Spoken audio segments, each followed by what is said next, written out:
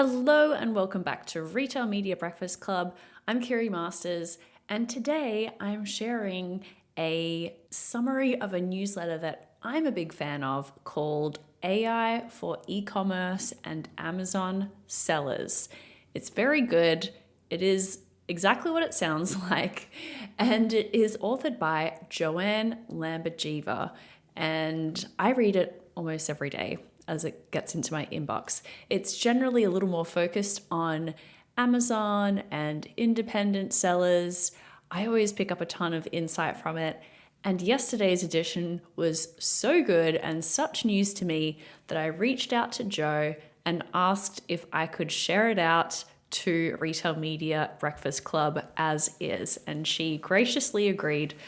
If you enjoy this, I do recommend subscribing to her newsletter. We'll link up to it in the show notes. And now let's get into it. Google just patented the right to replace your landing page and charge you for the privilege. On January 27th of this year, the USPTO granted Google a patent titled AI-generated content page tailored to a specific user. The provisional application was filed back in July of 2024 with a parallel European filing in July of 2025. Google scores your landing page in real time when a user searches. If the score crosses a threshold based on conversion rate, bounce rate, click-through rate, or what the patent charmingly calls page design quality or content quality, the system triggers an AI-generated replacement page. That replacement gets inserted into the search results via a navigation link, including, and this is the part worth reading twice, within a sponsored content item. So, you bid on the keyword, you win the auction, and you pay for the click, and the user lands on a page that Google built. One that you didn't design, didn't approve, and can't edit. It's like hiring a contractor to renovate your kitchen and coming home to find that they've replaced your entire house, but they still sent you the invoice. The patent lists several triggers for replacement, but one in particular stands out, that the system can flag a landing page when it does not have a filter for products. That is strange. No product filter? And that means you're eligible for having your content replaced. Think about how many mid-market e-commerce campaign pages, category pages, and brand landing pages would fail that test. This isn't targeting the obvious disasters, the 2009 era landing pages with auto-playing music and a broken contact form. This threshold would catch a huge swath of pages currently running Google Ads traffic right now.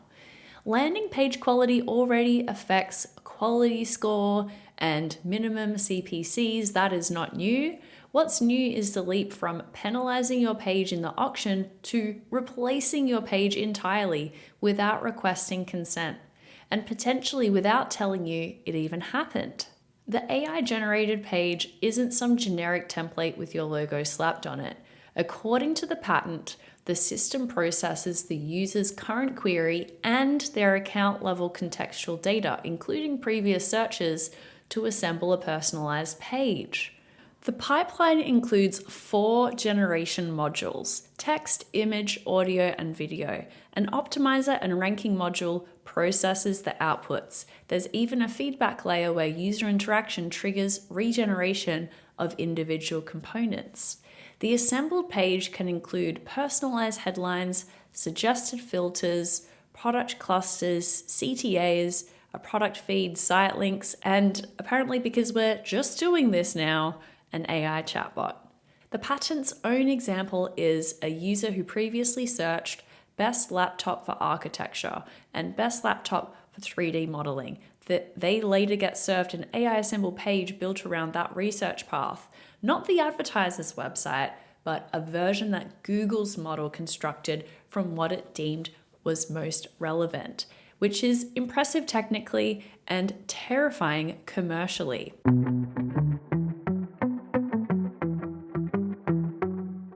Miracle Ads is the ad tech solution trusted by Rakuten and over 50 global enterprise retailers. That's because Miracle Ads was built with both 3P marketplace sellers and 1P suppliers in mind. Both advertiser audiences demand a seamless advertising journey from onboarding to reporting. You can offer everything from sponsored products to video ads all in one solution. Learn more at miracle.com. That's MIRAKL.com. So what are the implications here? This is from Joe's article. One is that brand control evaporates. An AI-generated page assembled from search history and model outputs doesn't follow your brand guidelines. It doesn't know about your current promotion. It doesn't know about your required regulatory language. It might present pricing that's wrong, product information that's outdated, or claims you never made. The patent doesn't address any of this. Number two, attribution gets more opaque. Google Ads attribution is already a trust exercise in Performance Max and AI Max campaigns. Now add a layer where the destination page itself is unknown to the advertiser. You can't A/B test a page you didn't build. You can't run CRO tools on a page you can't access. You receive conversion signals, maybe, from a surface you have zero visibility into. Number three, you're paying for traffic to someone else's page. Under Claim 12 of the patent, the navigation link to the AI-generated page can sit inside a sponsored content item. Your budget funds clicks to a Google-built page. Any downstream conversion attribution flows through Google's own measurement infrastructure. At this point, the advertiser's role in the transaction is essentially the person who writes the check. And number four, there is no described opt-out. The patent describes the system making the replacement decision autonomously. No opt-in mechanism appears in the document. Whether Google would actually require advertiser consent before deploying this commercially is still an open question, but the fact that the patent doesn't even gesture towards one is telling. Read this patent in isolation and it looks like a thought experiment, but read it alongside everything else that Google has shipped in the last 18 months and it starts looking like the last piece of a jigsaw puzzle that nobody wanted completed.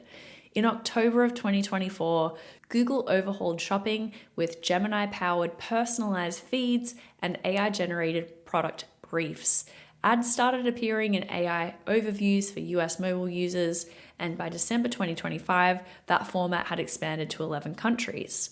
January of this year, 2 weeks before this patent was granted, Google launched the Universal Commerce Protocol, an open source standard for AI agents to execute purchases across retail platforms. The same day, Target and Walmart enabled checkout directly within Gemini and AI mode.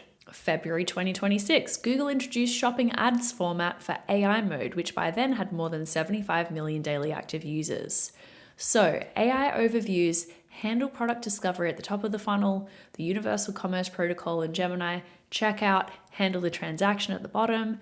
This patent describes a system for the middle, the landing page moment, which has been the one remaining point where advertisers actually controlled the user experience. The logical endpoint, if every component reaches deployment, is a Google-owned commerce surface where brands purchase placement, Google builds the storefront, Google facilitates the transaction, and the brand receives an auto notification. Your website becomes the fulfillment backend. Your brand exists at the pleasure of a model. This is what it looks like in this assembly of announced, live, and patent-protected products. I'm going to wrap it up here because we're running low on time. I do recommend reading Joe's full article here for a couple more insights into who gets hit, the unresolved questions, and more on the bottom line. But the closing point is this. Whether or not this specific patent reaches production in its current form is almost besides the point. The architecture is being assembled, the direction is clear. Each successive product gives Google more control over the commerce funnel, and the advertiser's domain of influence shrinks accordingly. E-commerce operators need to start building resilience now through owned channels, diversified discovery, structured product data, and AEO investment. those will be the ones least likely to wake up and discover that Google has redecorated their storefront without asking. That's it for today. I'll link up to the full post in the show notes. And thank you to Jo for agreeing to let me republish her great article. Thanks for listening, and I'll catch you next week.